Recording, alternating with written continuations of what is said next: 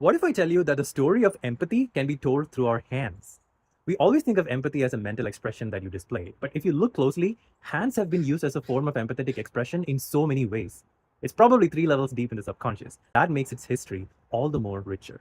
Hands have always been the first translators of feeling. They're always known to understand long before words ever did.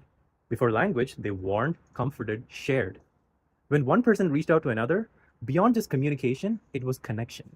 In Australia, 20,000 years ago, hands of the Aboriginal natives pressed against cave walls at places like Koonalda and Gabarmang, outlines that still spread the message: I was here, we were here together. Empathy as presence, an ancient roll call of belonging. In Africa, long before borders or kingdoms, hands built shelters together and joined in ritual drumming. Communal synchrony, perhaps the roots of emotional regulation. Centuries later, the Ubuntu philosophy in southern Africa would give this instinct words: I am because we are. Empathy from presence to rhythm, survival turned into moral code. India, around 1500 BCE, palms pressed together in namaste, a gesture recorded in early Vedic texts. One of its meanings, the divine in me honors the divine in you. Empathy from rhythm to reverence, respect without possession. By the 5th century BCE, Karuna in Buddhism and its meditative poses expanded hands into compassion for all beings, empathy from reverence to enlightenment. China, physicians of the Han Dynasty, 200 years before and after Christ, systematized diagnosing through the pulse, 3 fingers on the wrist, reading life directly.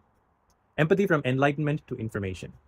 Europe, 14th century monks held the hands of plague victims when fear kept others away, a quiet heroism later immortalized in Christian art.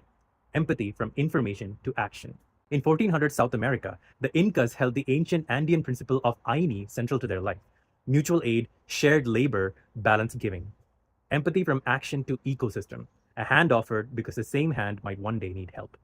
1600s Japan, by the Edo period, origami cranes became hand-folded offerings of peace and remembrance. Empathy from ecosystem to artistry. By the 19th to 20th century, painters across Europe used the German philosophy Einfühlung, feeling into, in their art. Empathy from artistry to experience. In the early 20th century, psychologists like Carl Rogers founded humanistic psychology. Listening itself became an act of aid, and the hands made a record of it all. Empathy from experience to healing. Today, hands type across oceans, tap hearts on screens, send care in emojis and DMs. Empathy became digital, transformed but not absent. From holding to healing, from survival to solidarity, whenever our minds have manifested empathy, our hands have always been a silent part of it, reminding us of what our minds sometimes forget: that empathy isn't about fixing, it's about holding what exists gently, making space for it to complete its life cycle in a supported manner. So, when you feel overwhelmed by the weight of the world, remember that your compatriots are right with you. These hands have been practicing empathy for as long as we've been human. So start small, hold your own hands. Be gentle with yourself.